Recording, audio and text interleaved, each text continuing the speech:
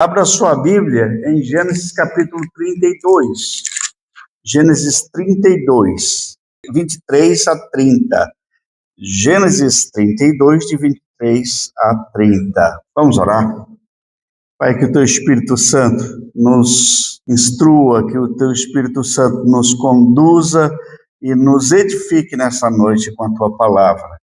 E tanto irmãos que aqui estão e aqueles que vão, durante a semana, receber essa palavra através das redes sociais. E o Teu Espírito Santo trabalha em cada coração. Em nome de Jesus. Amém. O encontro que transforma a identidade. Gênesis 32, 23 a 30. Depois de havê-los feito atravessar o ribeiro, fez passar também tudo o que possuía, e Jacó ficou sozinho. Então veio um homem que se pôs a lutar com ele até o amanhecer. Quando o homem viu que não poderia dominá-lo, tocou na articulação da coxa de Jacó, de forma que ele deslocou a coxa enquanto lutavam.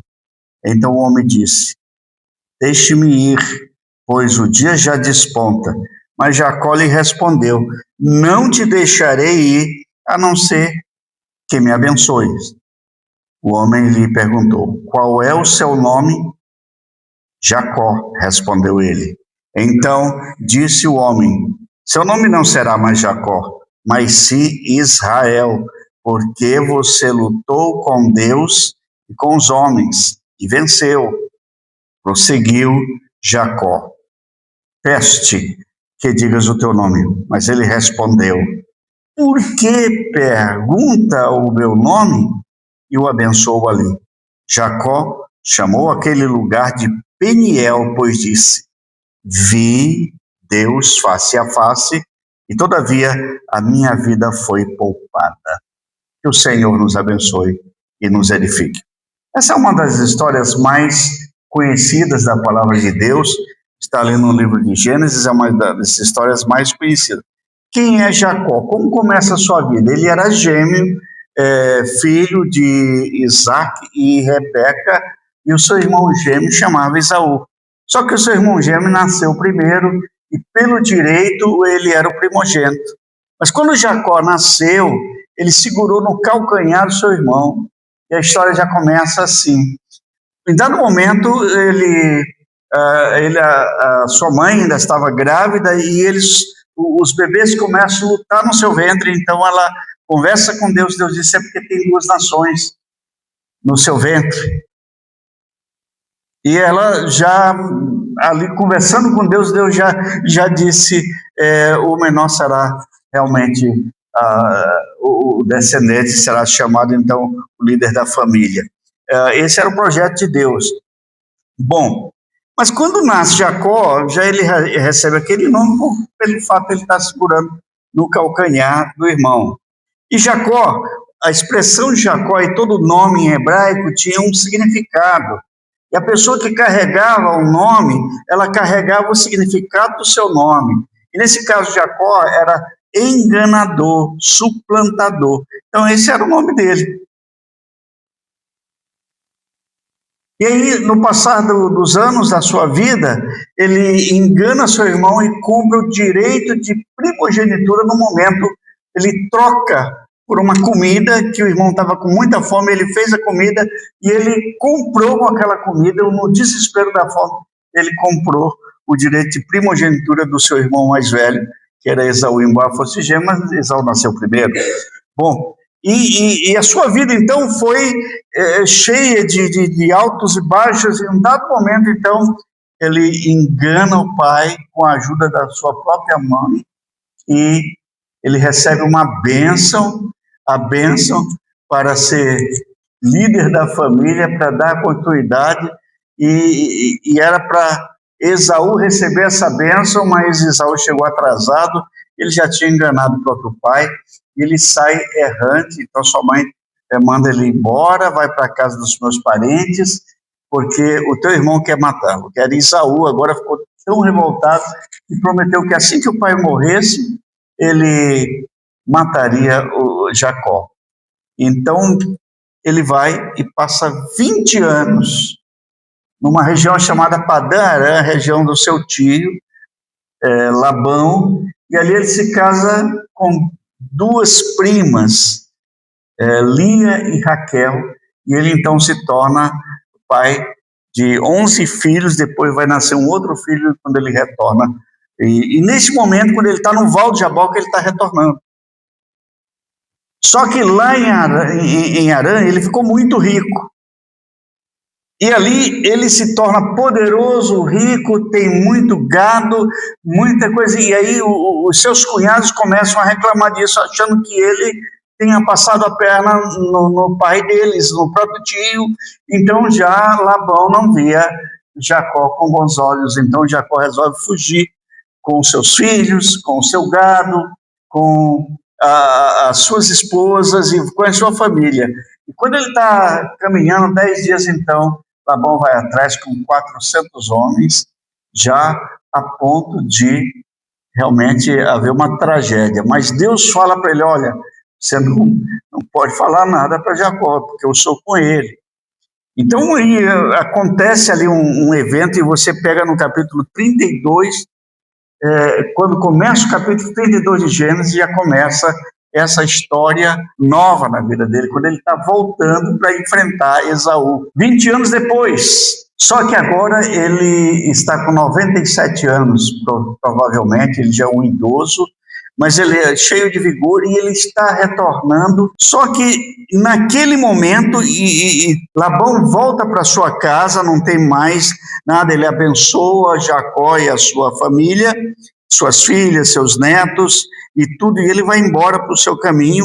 E aí, observe que o capítulo 32 de Gênesis começa com a seguinte expressão: e foi também Jacó o seu caminho, e encontraram-no os anjos de Deus, e Jacó disse, quando os viu, este é o exército de Deus, e chamou o nome daquele lugar Manaim. Manaim quer dizer que ele fez 2 acampamentos, um para os anjos e outro para ele e a família.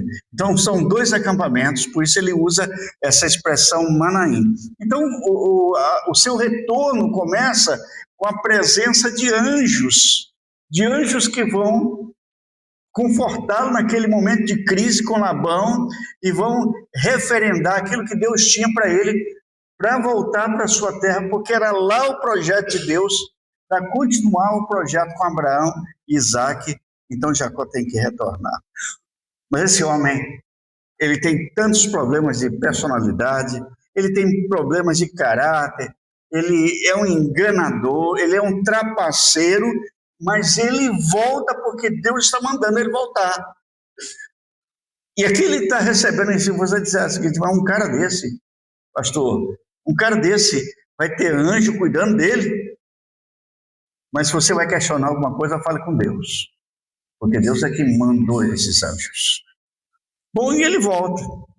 Quando ele volta, ele cria uma estratégia, porque ele, na verdade, ele é um enganador. E a estratégia é a seguinte, ele lembrava de 20 anos atrás, meu irmão prometeu me matar. Então, o que ele manda? Manda 2 funcionários dele para conversar com Esaú, olha, teu irmão Jacó está voltando.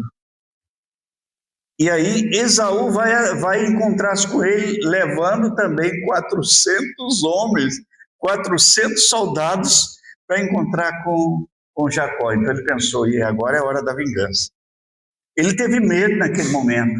Então ele criou uma estratégia, ele mandou grupos de servos dele, olha, leva um tanto de presente, um gado, umas ovelhas, umas cabras, e leva uns camelos, e ele mandou aqueles presentes para o irmão dele, e o irmão ia encontrando pelo caminho, dizendo, teu servo Jacó está mandando. Ou seja, ele está tentando a estratégia de Jacó para aplacar a ira de Esaú. Tá. Agora, se você olhar bem para o texto, você vai encontrar tanta riqueza nesse texto que me chama a atenção, e essa riqueza de detalhes que Deus vai fazendo na vida de Jacó. Deus quer mudar o caráter de Jacó. Esse encontro com Deus é para transformar, para fazer a metamorfose na vida espiritual de Jacó, para transformar o seu caráter naquele momento com Deus. Então ele cria uma estratégia. Ele pensou assim: eu vou reunir os meus filhos, empregados, vou separar em 2 grupos, e ele vai ao Val de Jaboque, que é um ribeiro, é um riacho, de Jaboque. E esse riacho, ele desce das montanhas de Gileade e ele vai desaguar lá no Rio Jordão. Então é um riacho bem conhecido. Tem lugares que ele transborda, não dá para atravessar a pé. Mas quando tem esses vals, é o espaço certo que dá para atravessar a pé. E naquele momento ele passa no Val de Jaboque, e aí ele atravessa a família, ele separa em 2 grupos, caso ele pensou assim: se meu irmão vier com o exército dele e matar alguém, pelo menos alguém vai escapar disso tudo. Mas ele ficou sozinho. Ele não atravessou o Jaboque, ele não atravessou o ribeiro, ele não atravessou o riacho, ele ficou além do riacho. Ele mandou a família e ficou ali. E o texto diz então que um homem lutava com ele. Que homem é esse que lutava com ele? Depois nós vamos falar um pouquinho sobre esse homem. Mas o que eu penso é o seguinte: quando um homem encontra Deus, há grandes mudanças, ou Deus o encontra, há grandes mudanças que Deus quer fazer na vida desse homem. Por isso Deus leva ele, naquele momento, no Val de Jaboque. Ele cria uma estratégia para se livrar da ira do irmão dele, de Esaú, que ele havia traído, enganado 20 anos atrás. Agora ele está voltando. E essa luta, a primeira coisa que acontece com ele é que ele, nessa luta, ao confronto com quem realmente ele é. Quando Deus nos encontra, nós somos confrontados com o que realmente nós somos. Nós podemos criar muitas máscaras e fazer muitos papéis, aquilo que a Bíblia chama lá no Novo Testamento, hipocrisia. E a palavra hipocrisia, que é fingimento, é a mesma usada no grego para ator, aquele que finge um papel. Esse homem agora está voltando na sua vida e diante de Deus ele está totalmente aberto. Deus sabia quem ele era. Deus o conhecia desde que ele estava brigando com o irmão dele no ventre da mãe. Deus sabia exatamente quem era Jacó. Então ele, naquele val, naquele momento, ele sai daquele lugar, Manaim, ele volta em dias de viagem, ele está ali com os anjos e agora não tem mais acampamento, ele dividiu a família em 2 grupos, com medo da ira do irmão, e naquele momento, ele está só ele e aquele homem que ele deveria lutar a noite inteira. E observem bem que o homem pergunta para ele: qual é o seu nome? É claro que o homem sabia qual era o nome dele. E ele diz: Jacó é o meu nome. Ou seja, o que ele está falando é exatamente qual era o seu caráter. Eu sou um suplantador, eu sou um enganador. Agora, quem é esse anjo? E se você ficar pensando, que anjo é esse, que homem é esse que luta com ele? Mas é a encarnação do próprio Deus, é Deus encarnado. É uma antecipação do que vai acontecer com Jesus Cristo lá no Novo Testamento.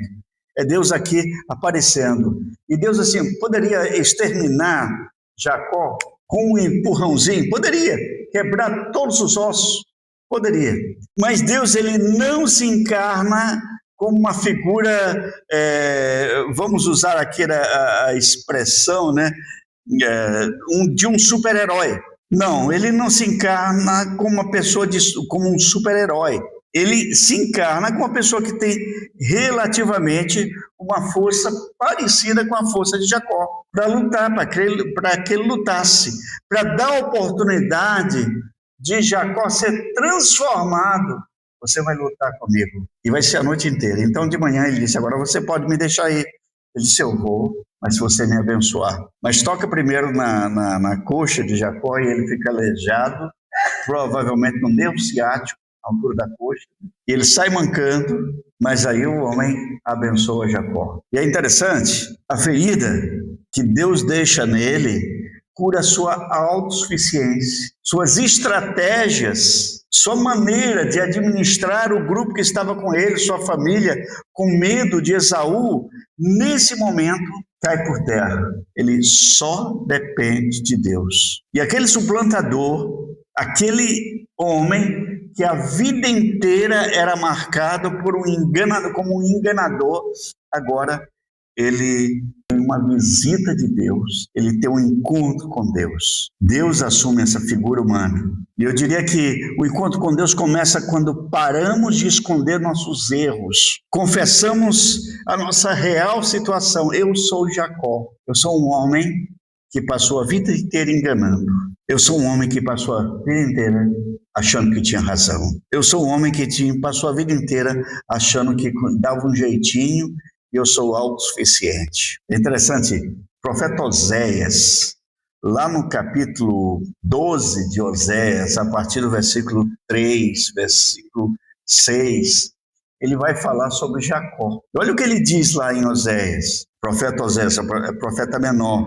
No ventre da mãe segurou o calcanhar de seu irmão. Como um homem lutou com Deus, ele lutou com o anjo e saiu vencedor. Chorou, implorou o seu favor em Betel, encontrou a Deus que ali conversou com ele. Sim, o próprio Senhor, Deus dos exércitos.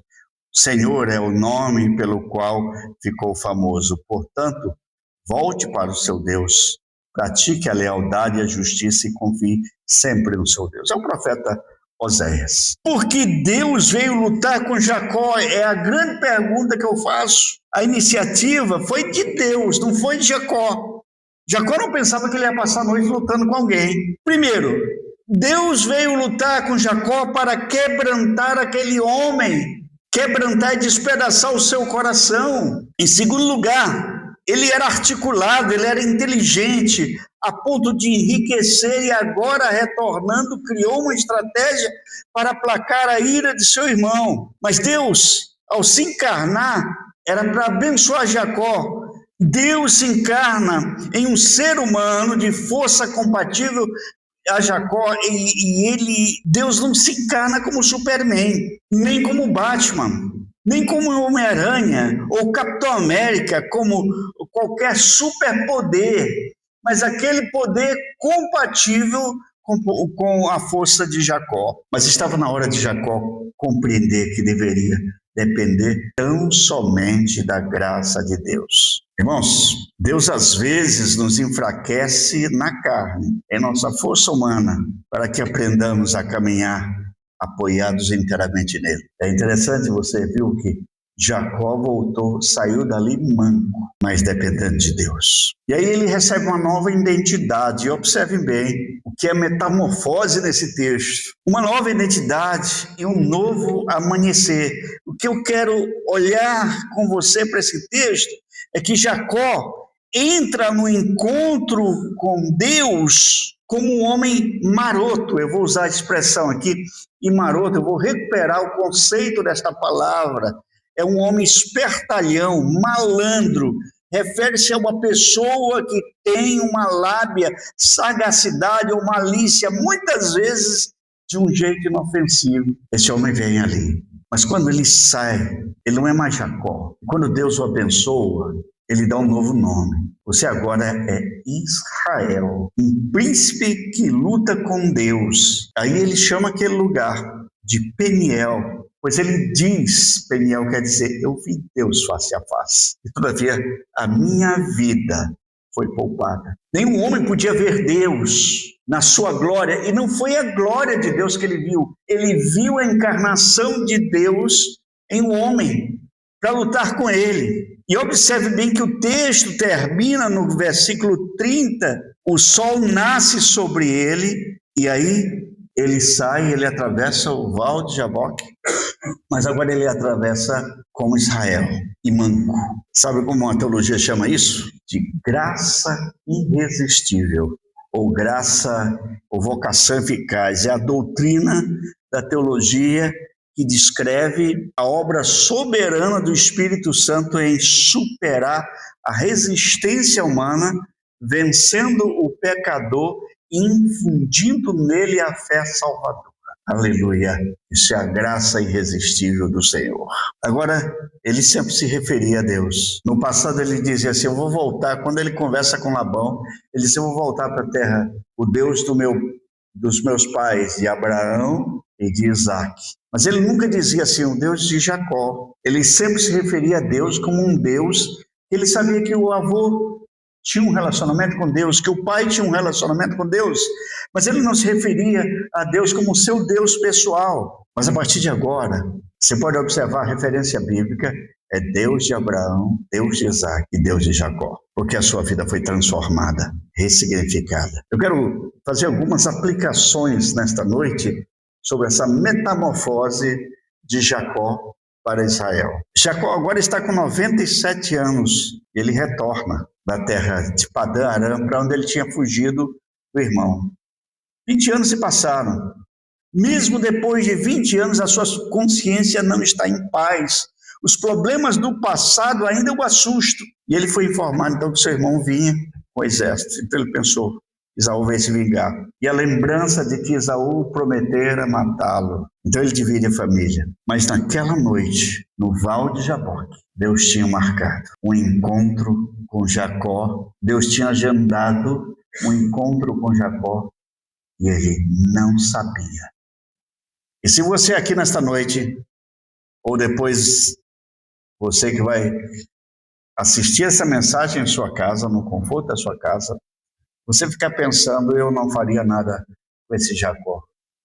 Eu diria que esse Jacó não tem jeito, mas Deus é Deus. E isso significa a sua graça agindo. Eu quero lembrar você nessa noite, que se você tem alguém na sua família, tem alguém entre os seus parentes, os seus vizinhos, que você já classificou, isso aqui não tem jeito. Se Deus quiser usar a graça dele, ele usa, porque ele é soberano. Aleluia!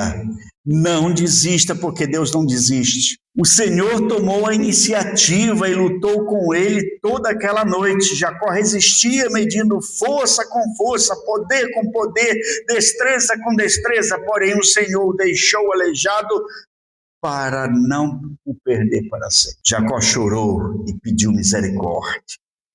E ali na solidão daquela noite, ele viu Deus face a face e a sua vida foi salva. O grande milagre que aconteceu ali não foi a sua visão em luta com Deus, mas o grande milagre ali foi ser salvo pela graça do Senhor. Aleluia! O suplantador, o enganador, passou a ser chamado príncipe de Deus. O mesmo Deus que salvou Jacó aos 97 anos pode mesmo salvar a qualquer um nos dias de hoje, porque nele há copiosa e tremenda redenção. Que Deus nos abençoe.